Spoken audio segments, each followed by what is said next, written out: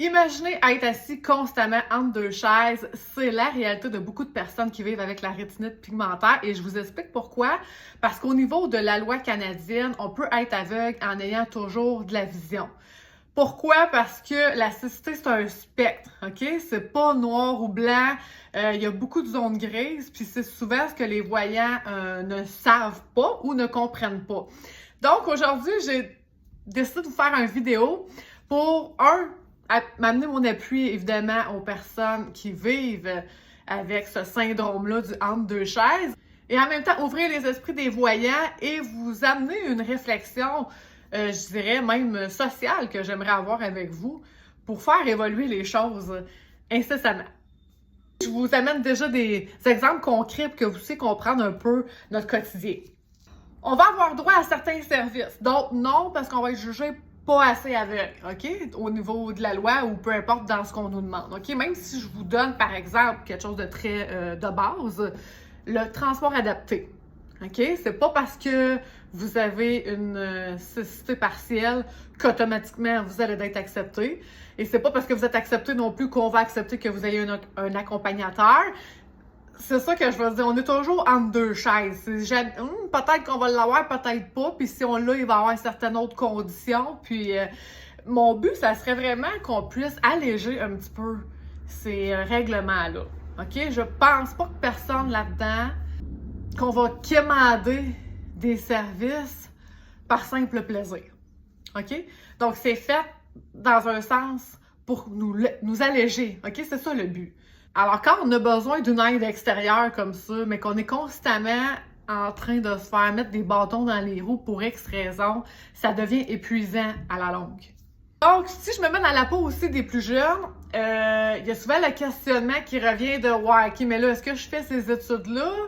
Parce que qui va m'embaucher après? » Tu sais, j'ai pas le goût de faire 4 ans d'université pour m'apercevoir après que personne ne va m'engager dans ce milieu-là à cause de mon handicap visuel. Est-ce que je dois le dire, justement, ou je dois commencer à le cacher pour être sûr d'avoir une job, puis qu'au moins je peux se rentrer en quelque part, puis après ça, advienne que pourra, on verra comment on va gérer ça. Il y a tellement de questionnements, c'est ça qui vient avec cette maladie-là. Mais ces questionnements-là viennent parce qu'on sait qu'au bout de la ligne, il y a beaucoup de difficultés qui nous attendent. C'est ça l'affaire. Il faut comprendre que d'un côté, par les centres de réadaptation, on se fait dire de se servir de notre vision qui nous reste, si tel est le cas, évidemment. Qui est une très bonne chose, là. Je suis pas contre ça du tout, c'est pas ça l'affaire. Oui, il faut s'en servir. Par contre, quand on s'en sert, c'est ça, des fois, on a le balai du « Ouais, mais t'es pas assez aveugle pour telle chose ou tel service » ou « OK, mais qu'est-ce que je fais? » Tu sais, c'est ça, on se sent comme toujours pogné entre les deux mondes, OK? On veut pouvoir avoir une vie professionnelle, mais pour ça aussi, ça prend des ouvertures, vous comprenez? Parce qu'on a beau vouloir, mais à un moment donné, si toutes les portes se ferment, c'est sûr, c'est décourageant. Puis c'est là où ce qu'on dit, bon, ben, qu'est-ce que je dois faire? C'est là que la question souvent du est-ce que je dois cacher? Elle arrive? Parce que là, tu te dis, mais écoute, je suis honnête, puis ça marche pas. Fait que, est-ce que je dois contourner un petit peu, c'est ça, les règlements ou la façon de faire pour arriver à mes fins? Tu sais, aujourd'hui, là, je vous trouverai pas de solution concrète, là, voici ce que vous avez à faire ou voici ce qu'on aimerait que les voyants fassent pour nous. Je veux juste vous amener des pistes de réflexion, OK? Ça va être plutôt dans ce vibe-là aujourd'hui. C'est sûr que notre responsabilité, c'est d'utiliser nos outils. Donc, c'est sûr que, comme je vous ai déjà parlé, si vous voulez que les gens fassent attention, mais que vous prenez pas la canne, tu sais, pas écrit dans votre front là, que vous êtes malvoyant. Fait que c'est sûr qu'on peut pas demander aux autres non plus de deviner. OK? Ça, c'est sûr. Mais si vous avez peur de prendre ces outils-là seulement que par jugement ou par peur peut-être d'avoir l'étiquette vulnérable, tu sais, moi, j'y pense des fois en voyage, tu dis, c'est bon ou c'est pas bon de l'avoir, tu sais, parce que c'est bon pour moi, ça me sécurise, mais les autres, mettons que je parle de vol à l'arraché, peu importe, là, est-ce que justement ces personnes-là voient en moi quelqu'un de vulnérable à cibler, puis que je deviens une cible facile justement en voyage pour me faire voler? Donc, tu sais, la question se pose, puis c'est ça qui est plate parce qu'on est obligé de se le demander, tu sais. Alors là, il faut éviter, c'est ça, de partir dans nos pensées puis de dire « Oh mon Dieu, j'ai pas le goût de me faire regarder tout croche aujourd'hui » ou tu sais, parce que justement, ceux qui ont une vision centrale encore, on les voit, là, les regards des autres, tu sais, on n'est pas nono. Fait que on essaye toujours de passer par-dessus ça, puis c'est sûr, des fois, ça devient lourd, mais à un moment donné, il faut juste décrocher aussi. Tu sais, il faut savoir que, bon, pourquoi je le fais? Pourquoi je l'amènerai aujourd'hui? Est-ce que j'en ai besoin? Est-ce que ça m'aiderait? Est-ce que c'est pour moi que je le fais? Ou je m'empêche de le faire pour les autres? Ça, c'est deux réponses complètement différentes. Il faut aussi arrêter de se laisser influencer par la pensée des autres, hein? Parce que, mon Dieu, comment de fois ça revient qu'on me dit « T'as pas l'air aveugle, t'as pas l'air d'un aveugle, t'as pas... » Ce commentaire-là, constamment dans ma vie, je l'ai. Puis, j'ai une petite... peut-être j'ai une petite suggestion pour les voyants, OK? Plutôt que de dire ça, parce que c'est très confrontant. C'est comme si vous arrivez en disant t'es une menteuse, genre t'as pas l'air de ça, ou c'est très ça paraît pas dans ta face. Je suis tout au courant de ça.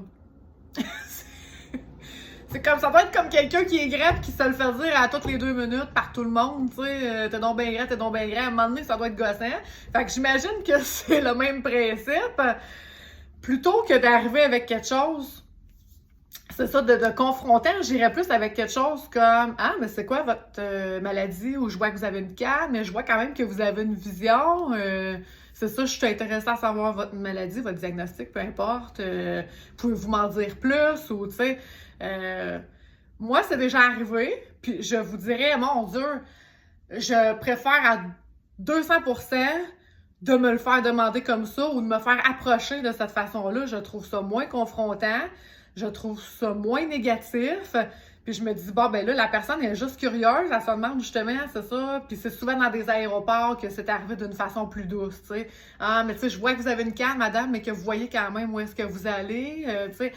Pourquoi vous avez une canne? Est-ce que ça fait longtemps que vous avez cette maladie-là? C'est un accident que vous avez eu? Bon, des choses comme ça vont être beaucoup moins confrontantes, puis c'est plus facile pour nous autres de vous l'expliquer, puis de garder, je vais dire garder la patience aussi,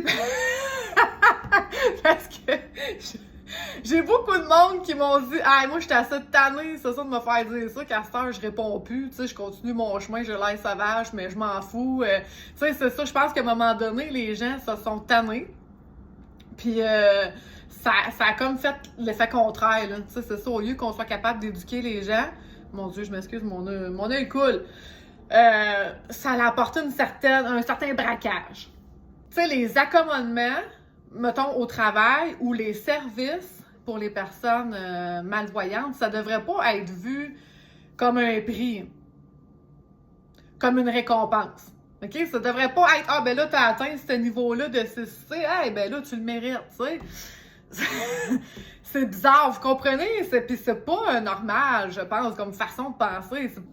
Tu as un diagnostic, ben, tu l'as, le diagnostic. Vous comprenez? On devrait être capable, à partir de là, de travailler ensemble pour trouver un terrain d'entente puis être capable de s'accommoder ou de s'offrir des services sans avoir besoin de prouver que, oh mon Dieu, non, vous l'êtes pas assez encore, ou vous nous rappellerez, ou non, je peux faire ça pour toi comme accommodement, mais je peux pas faire ça. Donc, tu l'as, le diagnostic, alors, c'est comme, c'est bizarre, vous comprenez, parce que moi, je vois ça un peu comme ça, c'est comme si quelqu'un a le cancer, stade 1, puis ah, t'es pas assez malade, tu reviendras quand tu vas le cancer, stade 3. Tu sais, moi, ça résonne comme ça dans ma tête. C'est comme si, pourtant, quelqu'un qui a le cancer, dit, on va y offrir tout de suite les services, les soins, les accommodements que cette personne-là a besoin là, justement, avant que ça dépérisse. Donc, moi, je vois ça de la même façon. Est-ce qu'on pourrait pas, aussitôt que tu as le diagnostic, juste t'offrir tout ce que tu as besoin pour te donner la meilleure des chances, justement, de réussir dans tous les aspects de ta vie, personnelle, professionnelle? Pour moi, c'est vraiment ma façon de penser. Puis je dis pas que j'ai raison, mais j'aimerais pouvoir ouvrir un petit peu les esprits sur ce sujet-là. Encore là, les malvoyants, vous avez le droit de changer d'avis. OK? Ça veut dire que si vous avez 1 an, 2 ans, 5 ans, vous n'aviez pas besoin de certaines aides ou certains services, ça se peut que là, vous en ayez besoin, puis c'est correct. OK? Les besoins, ils peuvent évoluer beaucoup avec le temps. OK? C'est sûr aussi, ça va avec la dégénérescence de la maladie. Donc, faut savoir s'adapter, c'est sûr. Mais il faut savoir aussi reconnaître que là, oups, peut-être que j'aurais besoin d'autre chose, au lieu de s'entêter, de dire, ben, comment ça qu'avant j'étais capable de le faire, puis tu sais, d'avoir de la frustration par rapport à ça. C'est possible. C'est possible que là, 5 ans, t'étais super bon dans telle affaire. Puis que là, 5 ans plus tard, tu rushes. Puis ça marche plus comme tu veux, là. Puis que malheureusement, t'es obligé peut-être de le mettre de côté ou de le faire différemment, cette chose-là. Mais faut pas... C'est ça, il faut pas se frustrer parce que là, tout ce que vous allez faire, c'est ruminer, puis c'est toujours de rester dans le négatif, ça vous aidera pas à avancer dans cette maladie-là. Donc, comme on parlait au début, à ceux qui se disent « Ah, est-ce que je devrais faire ces études-là, puis je sais même pas qu'est-ce qui m'attend après, puis... » Moi, je vous amène plutôt à penser à pourquoi je me priverais de cette passion-là ou de cette compétence-là que j'ai naturellement par peur que ça donne rien. OK? Parce que là, la peur de, là, c'est quelque chose qui n'existe pas. Elle existe juste dans votre tête. OK? C'est pas quelque chose de concret. Donc, moi, je pense que rendu là, il y aura toujours quelque chose qui vous attend. Donc, si c'est votre passion, si c'est votre compétence, faites-le. Empêchez-vous pas de poursuivre vos études pour ça. Puis je pense que rendu au pont, comme on dit, on le traverse dans le sens que si jamais, malgré vos CV envoyés, tout ça, il n'y a pas personne qui vous appelle, moi, je pense qu'il y aura autre chose qui va vous attendre. Peut-être que vous allez devoir passer par un autre emploi avant d'atteindre ça. Peut-être que vous allez devoir partir à votre nom, donc être travailleur autonome pour vous permettre de le vivre pleinement. Est-ce qu'il y a vraiment quelque chose de négatif là-dedans? Je pense que non, parce qu'au final, vous allez apporter quelque chose à la société, puis en plus, vous allez faire ce que vous aimez. Chacun a son chemin, puis c'est rare que c'est une ligne droite, de toute façon, pour n'importe qui, là, tu sais. C'est souvent parsemé d'embûches, c'est différent pour chaque personne, mais c'est souvent pas un chemin droit. Donc, je veux juste que vous compreniez que c'est notre quotidien, souvent, puis tu sais, quand je dis des fois que les personnes, ils vont jouer aussi à nounoun ou au nono, « Ah, je savais pas, ah, je l'ai pas vu, ah, qu'est-ce que c'est normal qu'on fasse ça. » Parce que ça, je vous dis, on se sent toujours entre deux chaises. Fait que c'est sûr qu'à un moment donné, c'est pas pour faire comme, ben oui, j'ai une maladie, je l'avais pas vu, j'ai rentré dedans. Ça, c'est gênant, là. Fait que c'est sûr que tu vas jouer un petit peu la comédie parce que là, hop, tu veux pas te l'avouer à toi-même, des fois en premier, ou t'es pas prêt à le dire aux autres que t'as une maladie. C'est correct, là, chacun ses étapes. Fait que, ou t'as peur de perdre ton emploi, c'est ça à cause de ça. C'est ça que je vous dis, c'est ça que je trouve triste dans l'histoire, c'est que le syndrome du entre deux chaises, on peut l'avoir, puis on peut l'avoir longtemps. Parce que ça peut jouer sur plusieurs sphères de notre vie. Ce qui est important à retenir, là, dans le fond, aujourd'hui, c'est que ça prend un effort collectif, tu sais. Oui, les malvoyants, on a un travail à faire, évidemment, mais je trouve qu'il y a un travail de société aussi, dans le sens que, tu sais, si je sais que l'accommodement va se faire à mon travail, puis tu sais, quand on parle d'accommodement, là, faut pas non plus voir ça trop gros. Des fois, c'est juste un logiciel que la personne elle a besoin sur son ordinateur puis qu'elle va pouvoir faire tout ce qu'elle a à faire comme travail. On parle d'un étudiant, c'est ça, qui veut choisir un milieu de travail qui va être accepté, bien, tout ça. Bien, c'est sûr que faut faire de la place aussi à ces personnes-là. Tu sais, le permis de conduire, là, c'est un sujet tabou, puis je comprends pourquoi, parce que la personne, c'est sûr qu'évidemment, son but, c'est pas de faire un accident, puis qu'il arrive quelque chose à quelqu'un, puis que ce soit de sa faute, c'est pas ça. Mais en même temps, je peux comprendre, c'est pas tout le monde qui reste à Montréal avec des autobus puis des métros non plus. Donc, est-ce qu'elle va avoir droit à ces services-là du transport adapté ou peu importe? Est-ce qu'elle va être capable de se débrouiller, justement, ou elle va être squeezée, si vous voulez, dans son coin, ou est-ce qu'elle pourra plus se débrouiller toute seule? Puis c'est là, des fois, que la question vient de « Ah, je vais faire... c'est ça, je vais peut-être mentir quand je vais faire mes examens de vision parce que je suis pas prête à le perdre tout de suite. Je veux pas le perdre au cas où, c'est ça qu'il y a plus rien qui m'attend après. » Donc, est-ce que je défends ça? Non, pas du tout, mais je comprends la pensée qui est en arrière de ça. Puis c'est ça que je voudrais que, comme société, on n'ait plus besoin de s'inquiéter, de dire hey, est-ce qu'il y a quelque chose qui m'attend?